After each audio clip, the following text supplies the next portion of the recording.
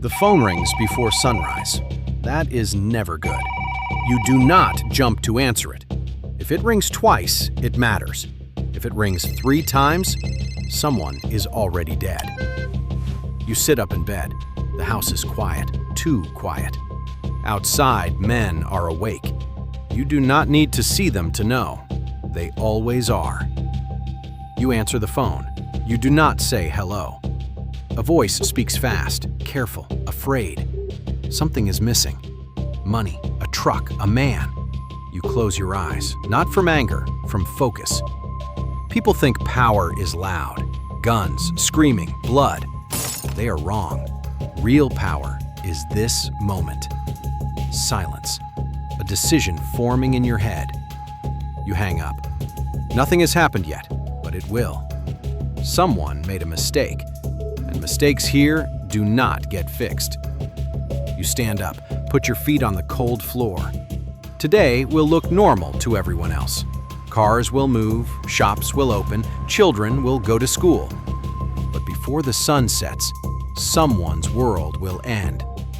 And it will end because you said one word. You walk through the house slowly. Marble floor, large windows, too much space. 2 guards stand near the door. They nod. They never speak first. You pour coffee. Your hand is steady now. From the balcony, you see the street below. Normal life. Cars passing. A woman walking a dog. No one looks up. They do not know your name, but they live under it. A black SUV waits outside the gate, engine already running. It never turns off when you move. Your phone lights up again. Messages, numbers, reports.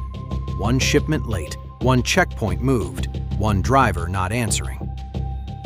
You sit at the long table in your office, wood polished, walls covered with art. No photos. Your men enter one by one. No one sits until you do. They speak in short sentences. Routes, payments, delays. You listen more than you talk. That is why you are still alive. A younger man avoids your eyes. He talks too much, explains too much. You notice. You say nothing. Power is not shouting. Power is watching who is nervous when there is no reason to be. Outside, the sun is rising. Inside, you are already deciding who will not see tonight. You sit at the table and listen. Numbers move from mouth to mouth. Weights, times, routes. No one talks about drugs. No one says what the trucks carry. They do not need to. You move people, not product. If a route breaks, you change the driver. If a driver breaks, you change the route. One man explains a delay. Roadwork, police, bad luck. You let him finish. Luck does not exist here, only control. You ask one question, short, clear. He answers too fast. You mark it in your head. Not now. Later. Money moves across borders faster than fear. Fear moves faster than money. You sign nothing. You touch nothing. Everything still moves. A call comes in from another city. A partner wants assurance. He wants guarantees. You give him silence for 3 seconds. Then 1 sentence. He agrees. You end the call and stand up. The meeting is over. Your men leave the room. Their footsteps fade. On the wall, a clock ticks. Loud. This is the work. Not guns, not blood. Just decisions that make other people do those things for you. The younger man does not leave fast enough. You notice. When the door closes, one of your older lieutenants stays behind. He does not speak right away. He waits for you to look at him. You do. He met someone, he says, not one of ours. No details, none needed. You feel it settle inside your chest. Not anger, confirmation. You ask where. Parking lot, late night, different car than usual. You walk to the window, look down at the street again. Everything still normal. People think betrayal is loud. It is not. It is small changes. New phone, new watch, too much confidence. You ask how much is missing. The answer is quiet, but enough. Not enough to hurt you, enough to test you. That is worse. If you ignore it, others will try. If you overreact, fear becomes unstable. You turn back to the lieutenant. "Bring him tonight," you say. No shouting, no threats, just logistics. The lieutenant nods once and leaves. You are alone again. The house is silent. But now the day has direction. And someone who walked in this morning will not walk out the same. You sit back down at the table. The chair does not make a sound. You do not rush. Rushing is for people without control. Your phone stays face down. You know it will ring when things are ready. You think through the options. There are always options. That is what people get wrong. You could forgive. That would look weak. You could remove him quietly. That would solve the problem. You could make an example. That would slow everyone else down. You think about timing, about who will be watching, about who needs to hear about it later. Power is not the act. Power is the message the act sends. Your phone vibrates once. Short. You pick it up. "He's here," the voice says. You stand up, straighten your jacket, look at yourself in the glass. Your face looks calm. It always does at this moment. You walk toward the back room. Your steps are steady. You already made the decision before the phone rang. The meeting that is about to happen is not a conversation. It is a correction. The room is small, no windows, just a table and 2 chairs. He is already there, hands on his knees, eyes moving too much. He starts talking before you sit down. Excuses, names, promises. You raise one hand. He stops. You look at him for a long second. He looks away. That tells you everything. You do not ask questions. Questions give hope. Hope makes things messy. You speak calmly. One sentence, not loud. He nods fast, too fast. Someone behind him steps forward. You do not turn around. You stand up and walk out. The door closes behind you. You keep walking, down the hallway, back into the light.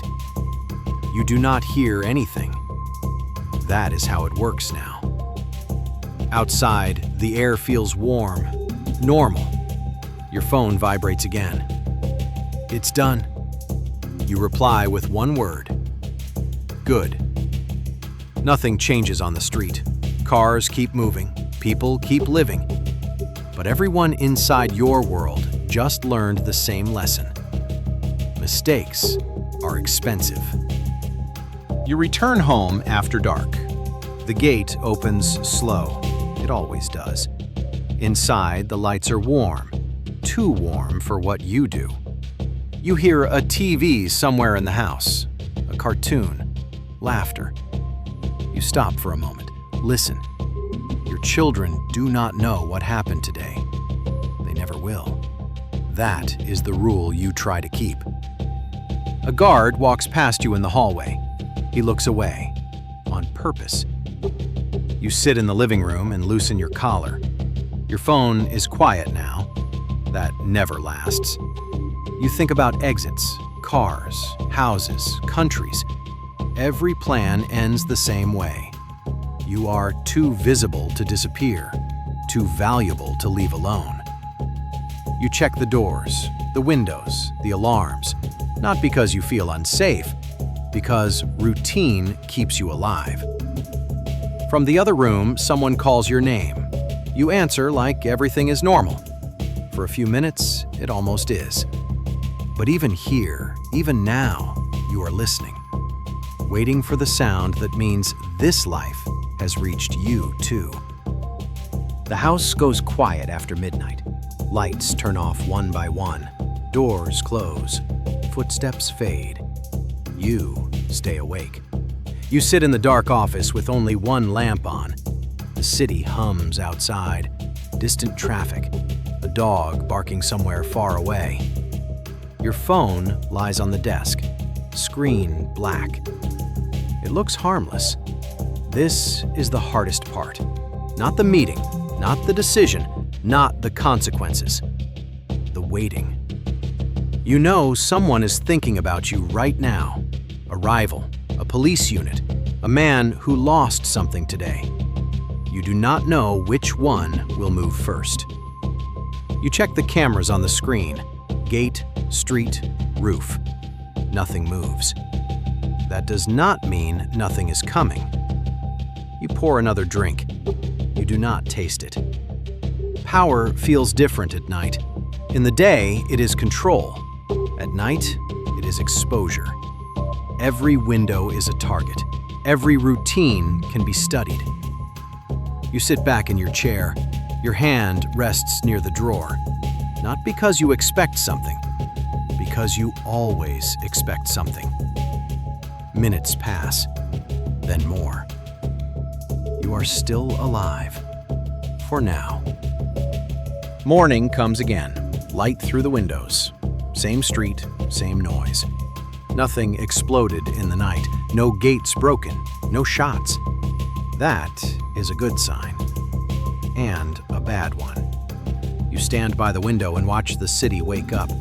People go to work. They complain. They laugh. They move freely. Your phone lights up with new messages. Problems, requests, warnings. The machine never stops. You realize something you never say out loud. You do not own this life. It owns you. Every choice you make closes another door. Every order builds another wall. You cannot walk alone. You cannot trust silence. You cannot leave. You are powerful. Everyone knows your name, and that is why you will always sleep lightly, listen carefully, and wait. You sit down at the desk again. The chair feels heavier today. The phone rings. You answer it without hesitation, because this is not a role you play. This is the cage you run every single day to stay alive. Write in the comments which POV you want for the next videos. See you in the next life.